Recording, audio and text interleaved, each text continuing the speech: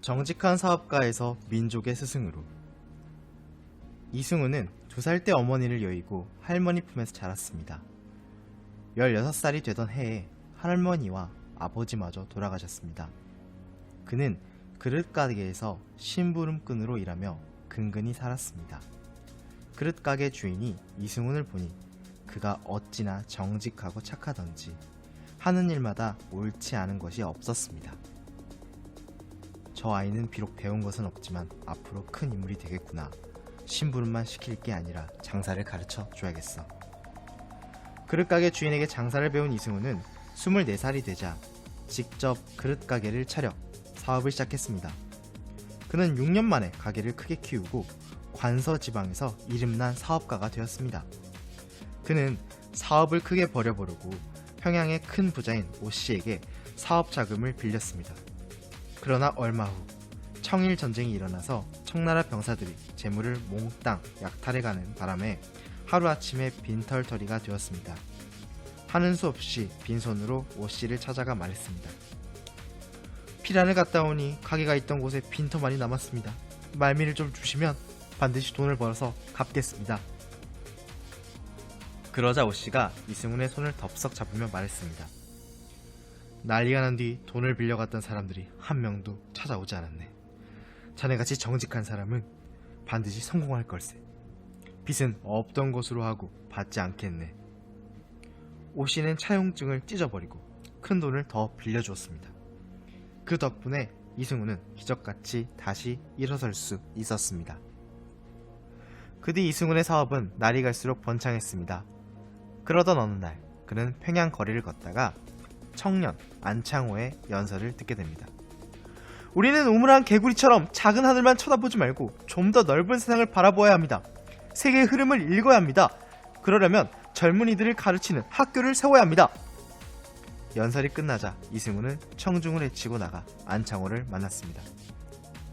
당신의 뜻에 저도 따르겠습니다. 넉 달 뒤 이승우는 자신의 전 재산을 털어 오산학교를 세웠습니다.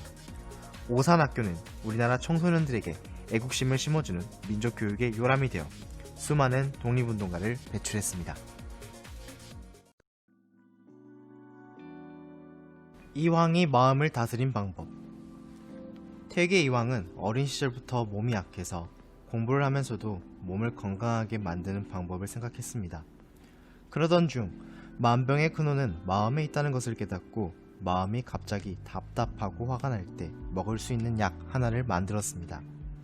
그 약의 이름은 화기환입니다. 화기환은 눈에 보이지 않는 약으로 참을 인이라는 한자를 종이 위에 쓴 것입니다. 이 글자는 마음 위에 칼날이 있는 모양입니다. 만약 마음이 함부로 행동한다면 바로 위에 있는 칼날에 베어 다치게 될 것입니다. 이 황은 이 약을 먹는 방법을 다음과 같이 말했습니다. 이 약은 참아야 할 때 먹는 것이다. 사람의 병은 자신의 마음에서 생긴 화를 참지 못해 생긴 것이 많다. 이 약을 먹을 때에는 말을 하지 말고 입을 꼭 다물고 침으로 녹여서 천천히 꼭꼭 씹어 먹어야 한다. 친구와 싸우고 싶을 때, 나쁜 행동을 할 것처럼 마음이 어지러울 때 이 화기환 하나를 입안에 넣어봅시다. 입을 다물고 침으로 녹여 천천히 씹어 삼키면 화가 나거나 나쁜 마음이 사라질 것입니다. 마음속 늑대. 북아메리카 원주민인 체로키족 노인이 손자에게 삶을 가르치고 있었습니다. 그는 손자에게 말했습니다. 우리들 마음속에는 늘 싸움이 일어난단다. 마치 2마리 늑대가 싸우는 것과도 같아. 손자가 물었습니다. 그 2마리는 어떤 늑대들인가요? 한 마리는 분노, 시기, 슬픔, 후회, 탐욕, 죄의식, 열등감, 헛된 욕심, 거짓말, 잘난 체를 하거나 스스로를 불행하게 여기는 마음을 가지고 있단다. 또 다른 한 마리는 기쁨, 평화, 사랑, 희망, 겸손, 친절, 자비, 이해, 너그러움, 진실, 동정심, 믿음을 가진 녀석이지. 손자가 곰곰이 생각하더니 할아버지께 여쭈었습니다. 그럼 그 2마리 중에 어떤 늑대가 이기나요?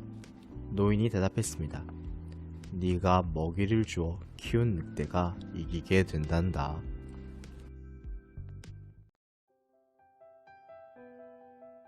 어려움에 물러서지 않은 이순신 장군.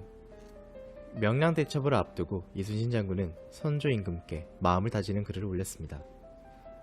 지금 저에게는 전투할 수 있는 배가 아직 12척이 남아 있습니다. 제가 살아있는 한 적은 감히 우리를 이기지 못할 것입니다. 이순신 장군이 진도에 이르자 피란하던 사람들은 이순신 장군이 도착했다는 말을 듣고 크게 기뻐했습니다. 이순신 장군은 남아있던 12척의 배에 한 달여 동안 고친 배 한 척을 더해 모두 13척을 마련했습니다.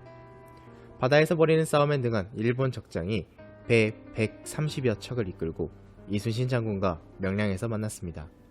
이순신 장군은 배 13척에 대포를 싣고 바닷물의 흐름을 이용하면서 일본군과 싸웠습니다. 적은 모두 패배했고 조선 수군의 함성이 크게 울렸습니다. 왼쪽의 글은 이충무 공행록과 선조실록에 기록된 이야기 중 일부입니다. 일본군이 배 130여 척을 이끌고 조선을 공격해왔을 때 당시 이순신 장군에게는 배가 13척밖에 없었습니다. 하지만 이순신 장군은 좌절하지 않고 배가 아직 13척이 남아있다는 긍정적인 마음으로 전투에 임해 일본군을 무찔렀습니다. 그 누구도 상상하지 못했던 결과였습니다. 이순신 장군에게도 어려운 일이 여러 번 있었습니다.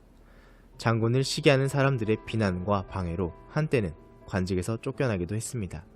그러나 이순신 장군은 어려움이 있을 때 쉽게 좌절하지 않았습니다. 오히려 긍정적인 태도로 더 힘을 내어 어려움을 극복했고 위기에서 나라를 구한 영웅이 되었습니다.